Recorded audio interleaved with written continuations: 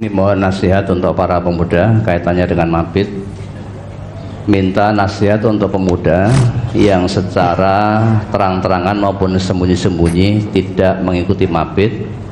Kemudian mohon Al-Ustadz memberikan nasihat juga kepada orang tua yang malah mengadakan acara dadaan padahal pemuda ada agenda mabit, karena masih banyak pemuda yang tidak mengikuti. Coba Al-Kahfi ayat 10. Itu pemuda sesungguhnya menurut Allah. Lah orang tua jangan jadi petua yang salah kaprah. Surat Al-Kahfi nomor surat 18 ayat 10. Iz abal fityatu ilal kahfi faqalu rabbana atina min ladunka rahmatan wa hayyi' lana min amrina rasyada.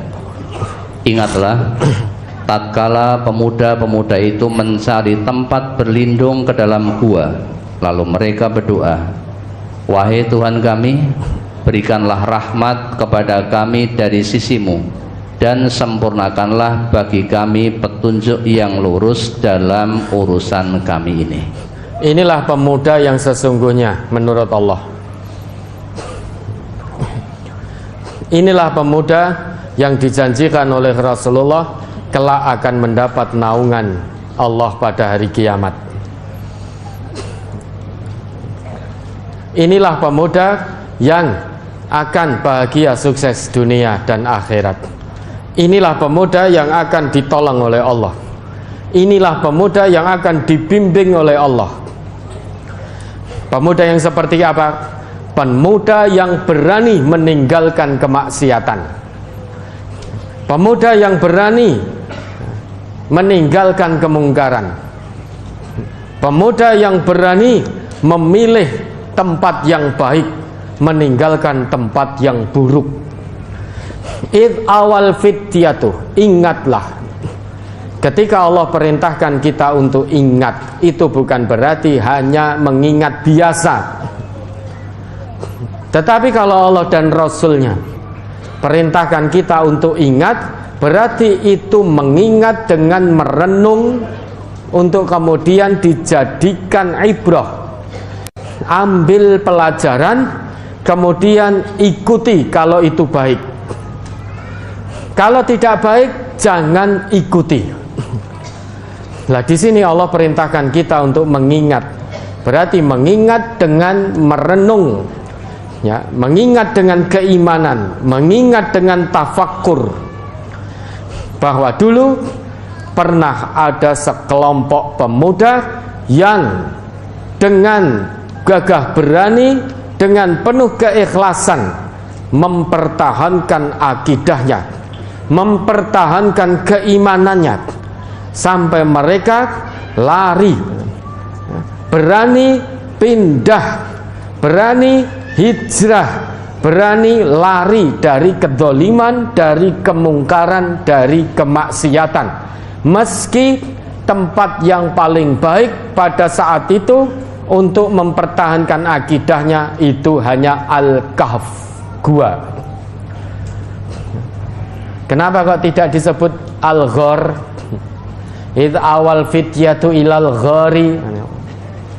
Tapi kenapa Al-Kahf? Ini bedanya.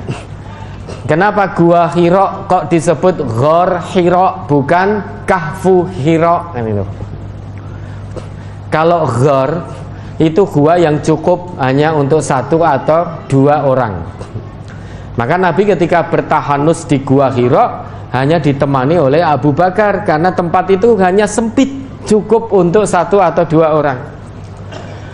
Tapi kalau Kahf itu agak luas, sehingga cukup untuk beberapa orang. Meskipun satu-satunya pada saat itu tempat yang baik yang bisa mengingatkan para pemuda ini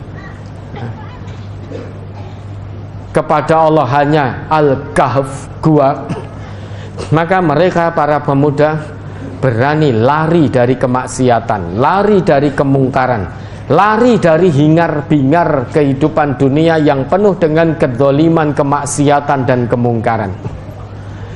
Padahal waktu itu terbuka kesempatan untuk mereka cukup untuk ikut-ikutan masyarakat pada umumnya di bawah pemerintahan Raja Dikianus pada waktu itu.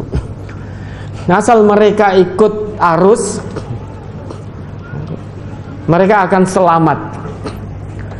Jadi pokoknya melu-melu kemungkaran, kemaksiatan yang terjadi pada waktu itu, mereka akan selamat. Tetapi keimanan mereka mengatakan, kalau begini tidak akan selamat dunia dan akhirat. Harus mempertahankan akidah, mempertahankan keimanan. Maka larilah mereka, para pemuda Kahfi, menuju tempat terbaik yang bisa mengingatkan mereka pada Allah. Meski akhirnya satu-satunya tempat pada waktu itu adalah gua. Pemuda yang sesungguhnya menurut Allah dalam konteks kekinian mengacu pada pemuda Kahfi ini berarti pemuda yang berani hijrah meninggalkan kemaksiatan, pemuda yang berani meninggalkan kemungkaran, pemuda yang berani tunduk patuh kepada Allah, pemuda yang tidak ikut-ikutan perayaan pergantian malam tahun baru. Karena malam tahun baru itu penuh dengan kemaksiatan. Pemuda muslim yang sesungguhnya tidak akan ikut-ikutan. Dia hijrah, tidak akan datang ke tempat-tempat yang seperti itu. Dia akan mendatangi tempat-tempat yang baik. Maka pada malam akhir tahun nanti malam, pemuda-pemuda MTA kita tempatkan di tempat-tempat yang baik dengan kegiatan-kegiatan yang bisa mengingatkan pemuda kita kepada Allah. Maka mabit di majelisnya masing-masing. Orang tua jangan mengadakan acara, dorong anak-anaknya, motivasi anak-anak, paksa anak-anak untuk ikut mabit. Lah apa bedanya kalau jangan mengadakan acara, nginep di mana? Tapi kami tidak merayakan itu. Loh, sekarang jangan misal nginep di mana? Dalam rangka untuk itu, di situ juga ada perayaan, pergantian tahun. Jangan ikut menyaksikan, ikut menikmati. Maka yang terbaik apa besok luwih apike wong tuane dimabitke sisan saja, ya ta? Ya ta? Jadi malam tahun baru, baik orang tua, warga MTA, pemudanya, anak-anaknya kita mabitkan semuanya, kan itu. Ben orang enek ke acara. Ya ta? Setuju Bapak Ibu?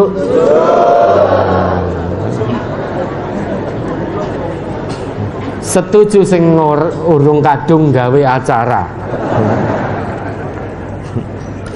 Maka batalkan semua kegiatan yang sudah dibuat oleh orang tua. Dorong anak-anaknya untuk mabit. Kalau perlu antarkan anaknya sampai majelis. Nah, banyak kebaikan insya Allah di situ. Kalau dulu pemuda Kahfi sampai ratusan tahun bertempat di gua, ini tidak sampai ratusan tahun, mung sewengi, sesuk-esuk wis mulih ning omah. Besok pagi sudah pulang ke rumah. Maka kalau mau buat acara ya besok saja, gitu loh. Biarkan anak-anak ini, para pemuda ini mabit dulu. Bapak Ibu yang selaku orang tua siap membatalkan kegiatan? Nah, sudah siap Ustaz Ghazali ya.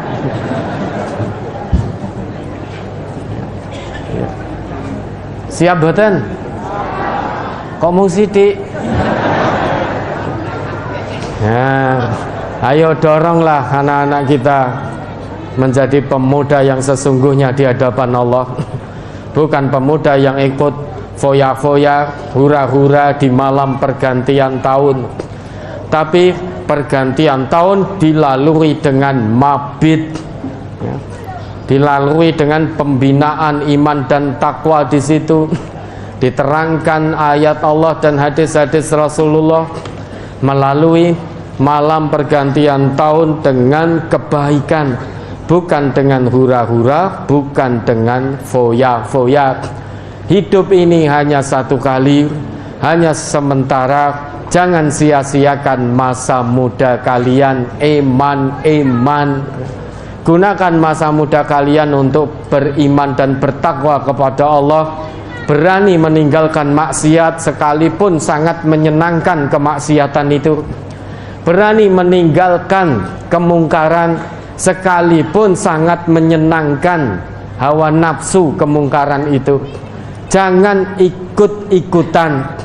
Pemuda muslim yang sesungguhnya harus bisa mewarnai, jangan sampai terwarnai. Kalau belum bisa mewarnai, ini bukan mewarnai lukisan ya. Kalau belum bisa mewarnai, jaga diri, jangan sampai terwarnai, jangan ikut-ikutan arus. Kalau hanya ikut-ikutan, na'udzubillah, rugi dunia, rugi akhirat, wadzalika huwal khusranul mubin. Itulah kerugian yang sesungguhnya ya. Bapak Ibu, kawal anak-anaknya. Malam ini kawal anak-anaknya ya, jangan dibiarkan keluar seenaknya sendiri ya. Lah sudah besar itu ya dikawal meski wis gede. Justru nek cilik wi malah ora ning dindi, malah akan ikut bapak ibunya. Tapi kalau wis gede iki pinter selintutan ya. Dikawal anak-anaknya ya. Ya, mudah-mudahan Allah menjaga generasi kita, tidak menjadi generasi yang hura-hura, yang foya-foya, tapi menjadi generasi yang beriman dan bertakwa.